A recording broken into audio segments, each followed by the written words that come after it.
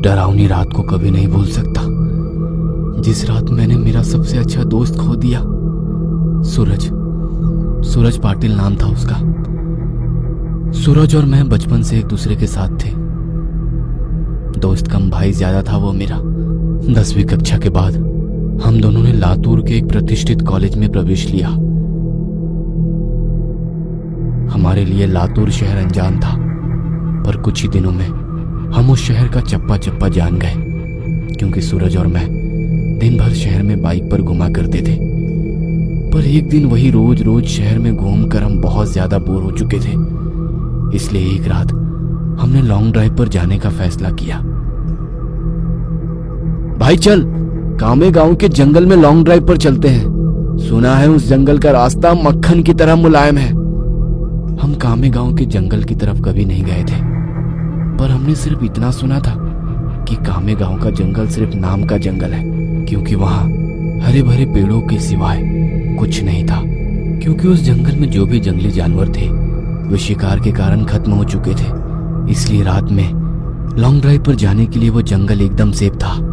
और ऊपर से उस रात पूर्णमासी की रात थी, मौसम भी अच्छा था, इसलिए मैं सूरज के साथ कामेगांव जंगल में जाने के लिए राजी हो गया।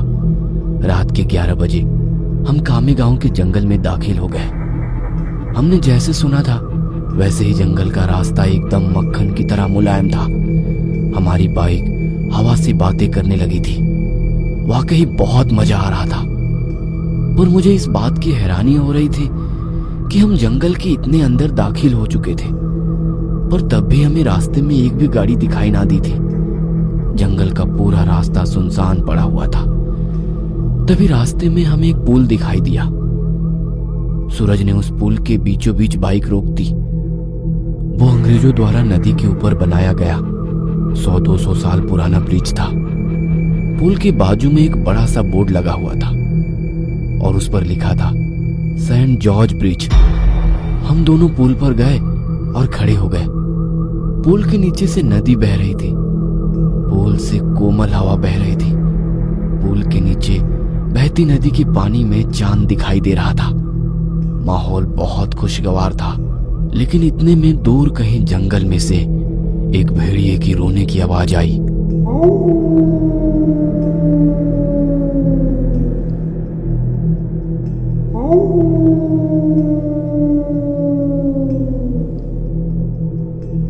पुल के ऊपर से बहने वाली हवा अचानक से रुक गई। नदी का पानी अचानक से रुक गया। चांद एक काले बादल के पीछे गायब हो गया। तभी हमारे सर के ऊपर से एक टिटहरी भयंकर आवाज में चीखती हुई मंडराने लगी, मानो वो हमसे कह रही थी कि यहाँ से जल्दी से भाग जाओ। हमारे महाराष्ट्र में ऐसा माना जाता है कि टिटहरी का चीखना अशुभ घटना का संकेत होता है, और मैं ये अच्छी तरह से जानता था। सूरज, मुझे यहाँ पे कुछ अच्छा नहीं लग रहा है। टिटहरी का चीखना मतलब कि हमारे चारों तरफ खतरा मंडरा रहा है। हमें जल्दी यहाँ से निकल जाना चाहिए। अरे भाई, कुछ अशुभ नहीं होता, बस ये अंधविश्वास है। टिटहरी के चीखने की वजह उसका गुस्सैल स्वभाव होता है, और वही उसकी आवाज भी होती है। अब चुपचाप यहाँ खड़ा रहे और खूबसूरत नजारा देख, सूरज ने मुझसे कहा। तभी मैंने सूरज के पीछे कुछ दूर पुल की रेलिंग के पास एक औरत को खड़े हुए देखा।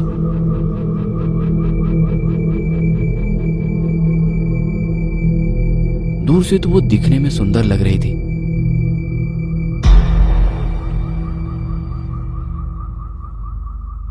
पर वो पुल के नीचे झांक रही थी। मैं उसकी तरफ देख ही रहा था कि इतने में वो औरत अपनी चप्पलें उतारकर पुल की रेलिंग पर चढ़ गई। सूरज, पीछे देख, वो औरत क्या कर रही है? मैंने सूरज से कहा। सूरज ने पीछे मुड़कर देखा। वो औरत अभी भी पुल की रेलिंग पर खड़े होकर नीचे देख रही थी। भाई, वो खुदकुशी करने की कोशिश कर रही है, सूरज ने मुझसे कहा। खुदकुशी, ये शब्द सुनकर मेरे हाथ पैर डर से कांपने लगे, क्योंकि जब मैं एक बच्चा था तब मेरे दादाजी ने खुद को फांसी लगाकर खुदकुशी कर ली थी, और वो मैं ही था जिसने उन्हें सबसे पहले फांसी पर लटकते हुए देखा था।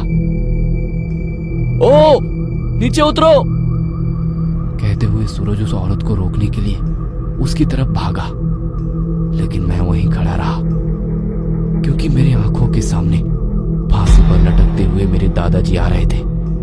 उनकी बाहर निकली हुई आंखें और मुंह में से बाहर निकली हुई जीभ और फांसी पे हवा की वजह से झूलती हुई उनकी लाश, वह सब मेरे आंखों के सामने आ रहा था। ओ चाची, नीचे उतरो! सूरज और जोर से चिल्लाया।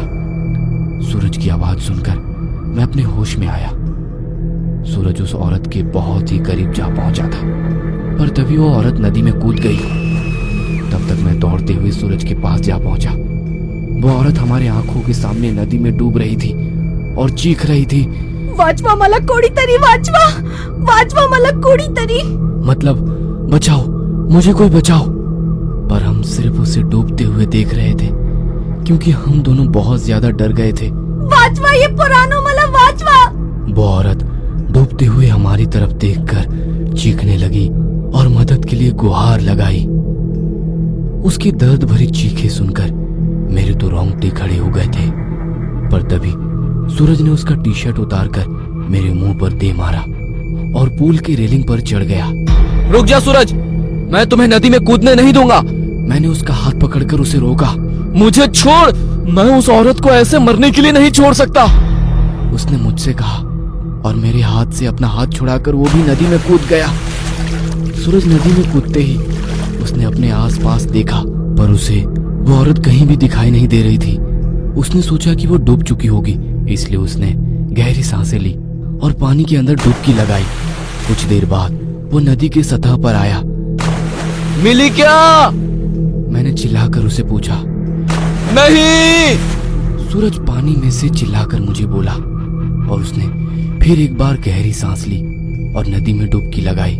देवा, सापड़ू तेरे थी भाई। मैंने आंखें बंद करके भगवान से प्रार्थना की और जब मैंने अपनी आंखें खोली तब मुझे एहसास हुआ कि मेरी दाहिनी ओर कोई है। मैंने झट से दाहिनी ओर देखा और मेरे पैरों तले जमीन खिसक गई क्योंकि मेरे बगल में ही पूल की रेलिंग पर वही औरत बैठी थी जो कुछ देर पहले नदी में कूद गई थी। वो किसी जंगली जानवर की तरह पूल के रेलिंग पर बैठी हुई थी और नदी में सूरज की तरफ देख रही थी। हाय, कैसे शक क्या है? ये औरत तो अभी अभी नदी में कूद गई थी और मैंने खुद इसे नदी के पानी में डूबते हुए देखा था, तो ये अचानक से वापस इस पुल पर कैसे आ पहुंची? मैं मन ही मन सोच रहा था, पर तभी मेरी आंखें खुली और मैं समझ गया कि ये कोई औरत नहीं बल्कि एक चुड़ैल है और मैं डर के मारे कांपने लगा। सूरज! मैं डर के मारे जोर से चिल्लाया। तभी उस चुड़ैल ने मेरी तरफ देखा और जैसे ही उसने मेरी तरफ देखा मैं सिर से पैर तक कांपने लगा। उसका चेहरा काला और आंखें पीली थी, माथे पर बड़ा सा कुमकुम था और नाक में बड़ी सी नथ थी। उसके नुकीले दांत उसके मुंह से बाहर निकले हुए थे और उसके नाखून जंगली जानवर की तरह लंबे और नुकीले थे। क्या हुआ, मुझे ढूंढ रहे हो? उस चुड़ैल ने मुझसे पूछा और डर के मारे मेरा गस्सा सूख गया। सूरज, हड़ाल! मैं फिर से चिल्लाया और मैंने पुल से नीचे नदी में देखा। सूरज पानी की सतह से हमें घूर रहा था। उसे भी पता चल चुका था कि वह कोई औरत नहीं, एक महिला नहीं बल्कि एक चुड़ैल है। सूरज हमें चौड़ी आंखों से देख रहा था। मैंने सोचा कि यह चुड़ैल अब मुझे इसी पुल पर चीर फाड़ कर मार देगी और फिर मेरे कच्चे मांस को चबा चबा कर खा जाएगी, क्योंकि मैं अकेले ही उसकी पकड़ में आ गया था और डर के मारे मैंने अपने पेंट में पेशाब कर दी। डरो मत, मैं तुम्हें नहीं, उसे अपने साथ नदी में ले जा रही हूँ।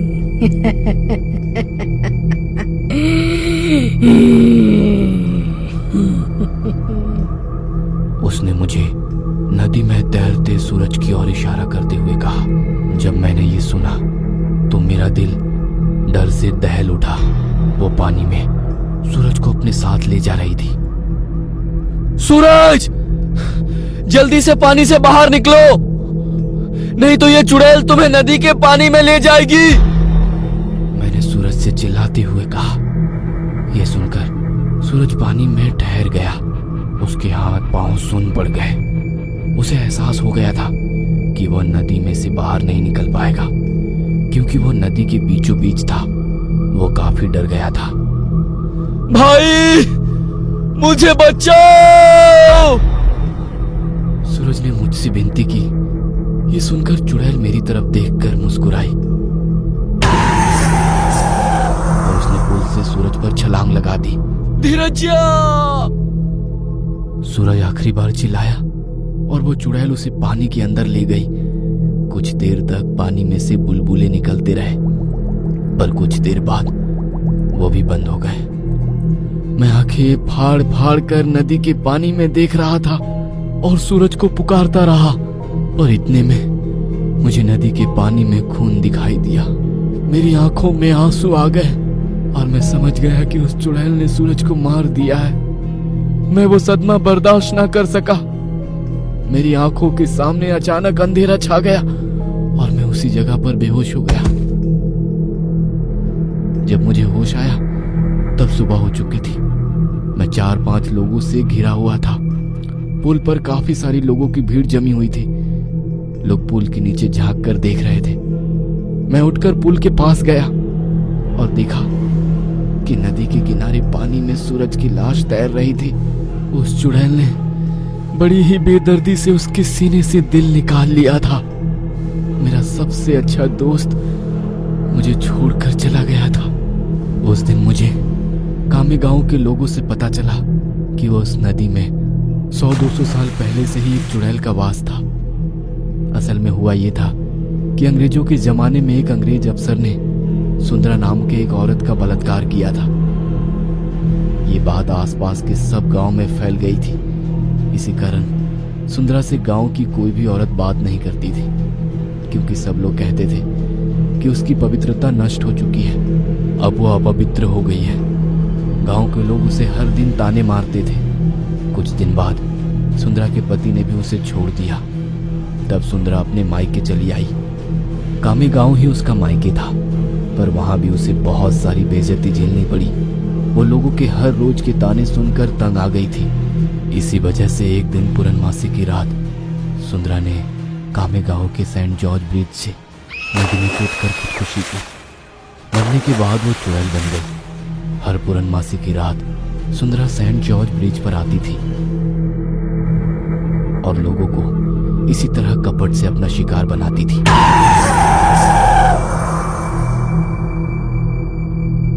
जब आसपास के गांव में ये खबर फैल गई कि कामे गांव के सेंट जॉर्ज ब्रिज पर चुड़ैल का वास है, तो लोगों ने रात को सेंट जॉर्ज ब्रिज की तरफ जाना छोड़ दिया। पर जिन लोगों को ये मालूम नहीं था वो सुंदरा का शिकार हो गए।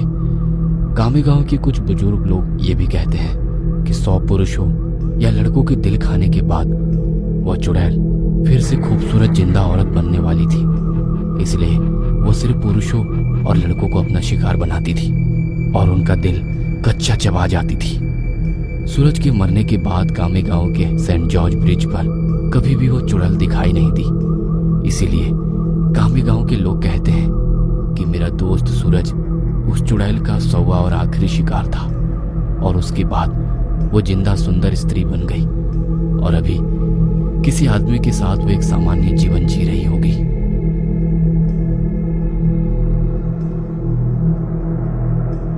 अगर आपको ऐसी ही और सच्ची घटनाओं पर स्टोरी चाहिए तो हमारे चैनल को सब्सक्राइब करें और आप हमें अपनी स्टोरी कमेंट सेक्शन में बता सकते हैं। हम कोशिश करेंगे कि अगली स्टोरी आपकी होगी।